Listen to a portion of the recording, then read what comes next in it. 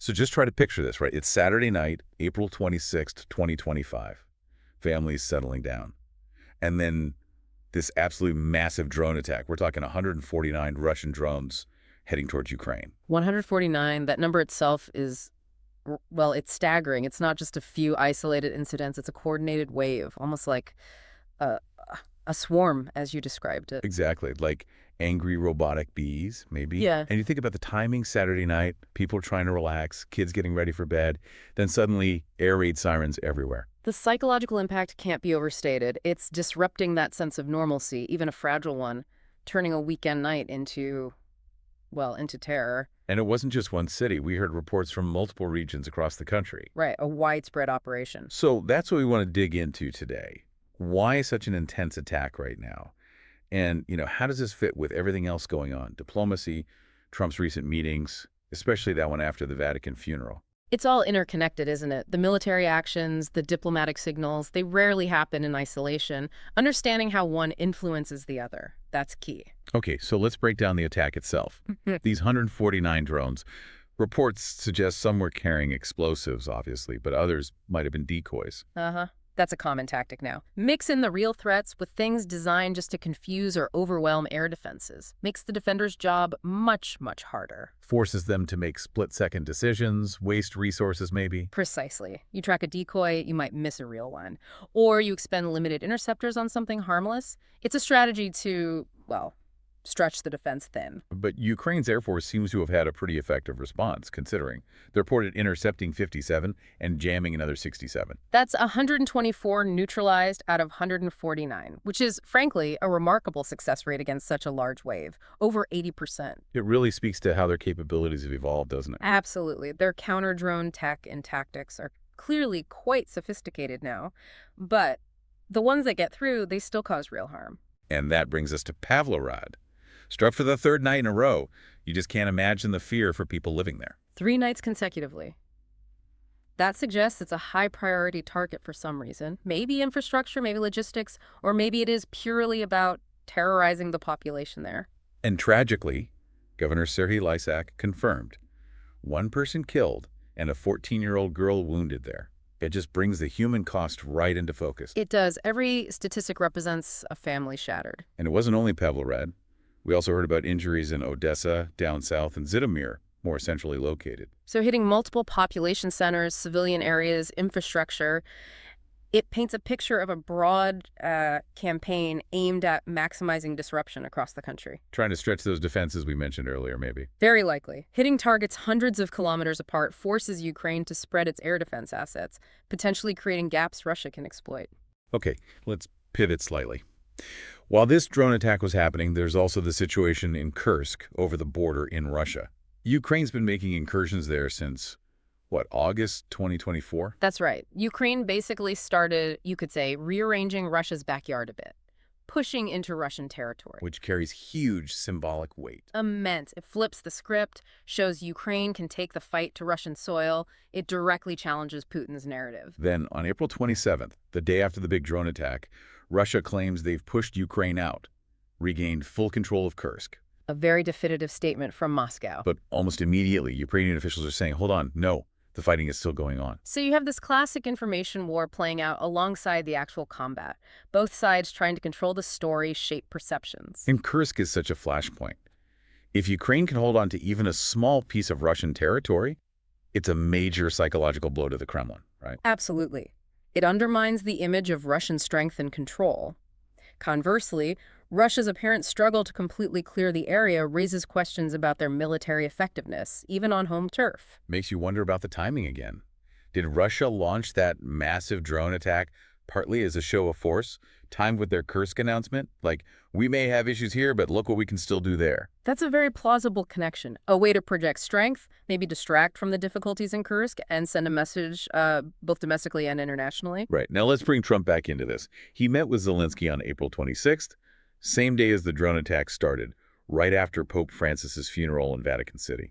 Yeah, their first meeting since that, reportedly quite tense one back in February. The Vatican setting itself is interesting. Neutral ground. And Zelenskyy seemed, cautiously optimistic afterwards. He posted on X about a good one-on-one talk, hoping for results. protecting lives, ceasefire, lasting peace. The key goals. His public tone suggested maybe a more constructive conversation than the last time, focusing on those tangible outcomes Ukraine needs. But then, almost like clockwork, Trump's tone shifts dramatically just a day later on Truth Social. That whiplash effect. It's become almost a hallmark, hasn't it? It makes it very hard to read the long-term direction. He starts directly hitting out at Putin over missile attacks on civilians, saying it makes him doubt Putin really wants to stop the war. And then he mentions banking or secondary sanctions. Whoa, okay, that is a significant hardening of the rhetoric. Threatening specific, potentially quite damaging economic measures against Russia. That's different. Especially because, like you said just before that, he'd been implying they were very close to a deal. It's confusing. Is it a negotiating tactic? A genuine change of heart? It could be seen as a sort of good cop, bad cop routine, maybe, but played by the same person. Testing Putin's reaction, perhaps, putting pressure on. While all this is happening, Russia's Ministry of Defense is putting out its own numbers. They claimed they shot down 5 Ukrainian drones over Bryansk and 3 over Crimea. 8 total. 8. Compared to the 149 they launched at Ukraine and the 124 Ukraine says they neutralized, the disparity is, well, it's noticeable. It suggests either downplaying Ukraine's capabilities or trying to paint a picture of near-total Russian air defense success. Probably a bit of both, aimed at controlling the narrative. And mention Crimea, always a sticking point. Zelenskyy won't budge on it being Ukrainian. Trump, historically, has been more pragmatic, shall we say, hinting it was lost under Obama anyway. Yeah, Trump's view on Crimea reflects that sort of deal-maker perspective, focusing on what he sees as the current reality, rather than the points of principle or international law that Ukraine rightly emphasizes. And it's worth noting, Russia's Day said nothing about their own massive drone strike on Ukraine in their reports. Complete silence on that, which is typical information management in wartime. Focus on your defensive successes, ignore your offensive actions. We should also mention, reports came in about Ukrainian shelling hitting Horlivka in the Russian-occupied part of Donetsk. The Russian-installed mayor there said 5 people were wounded. It's a crucial reminder, isn't it? The suffering isn't one-sided. Civilians are caught in the crossfire all along the front. Okay, so pulling these threads together, why the huge drone blitz now? The timing after the Kursk claims feels significant, like a show of force. It strongly suggests that, yes, demonstrating ongoing capability, pushing back against any narrative of weakness, maybe trying to influence those tentative peace whispers involving Trump. And wasn't there something Zelenskyy said about a ceasefire proposal? Yes, he mentioned Ukraine had agreed to a U.S. proposed ceasefire about 44 days earlier, but claimed Russia basically ignored it. Which, if true, makes this massive attack seem even more cynical. Less about defense, more about aggression. It certainly casts doubt on Russia's willingness to de-escalate through negotiation, at least based on that specific proposal Zelenskyy referenced. Strategically, these big drone swarms, they make a kind of brutal sense for Russia, don't they?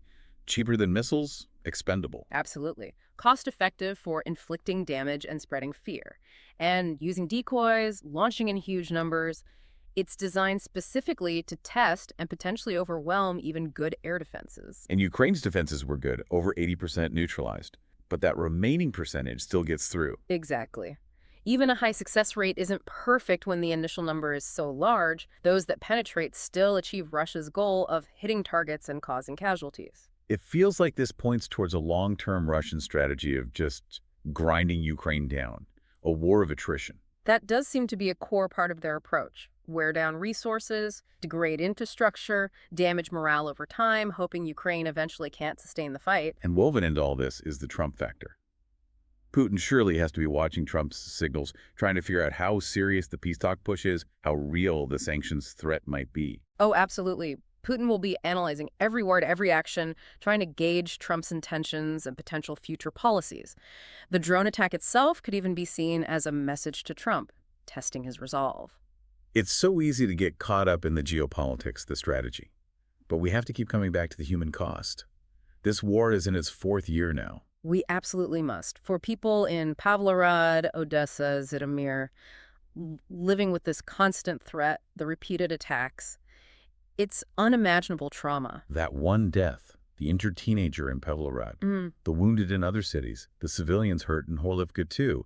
These are real people, real lives devastated. They're not just data points. Each casualty represents immense loss and suffering, radiating outwards through families and communities on both sides of the line. And beyond the casualties, you have millions displaced, homes destroyed, futures completely uncertain, though you also see incredible resilience, people trying to rebuild even now. The strength and determination shown by Ukrainians facing this day after day is, well, it's truly extraordinary. Their efforts to maintain some normalcy, to rebuild, it's remarkable. So where does this leave us looking ahead? Peace feels a long way off. Sanctions are maybe back on the table.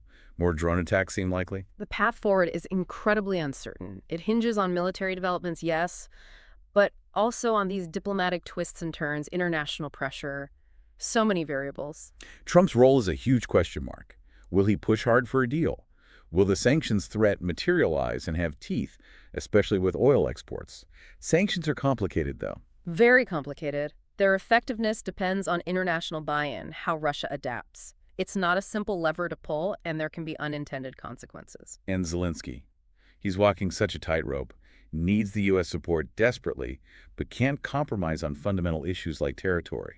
You could almost hear the hope mixed with frustration in his post after the Vatican meeting. He's in an extremely difficult position, balancing the urgent need for military and financial aid with the long-term strategic imperative of preserving Ukraine's sovereignty and integrity. Meanwhile, Putin likely continues his approach.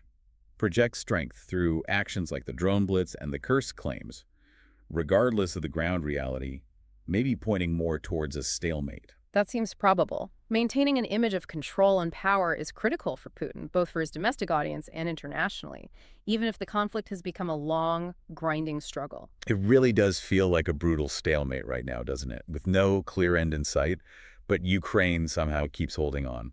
The resilience is the defining factor, perhaps. It's prevented a Russian victory that many expected early on, but hasn't yet led to a decisive shift towards resolution. It's stuck. So summing up, a massive, terrifying drone attack, highlighting the war's intensity.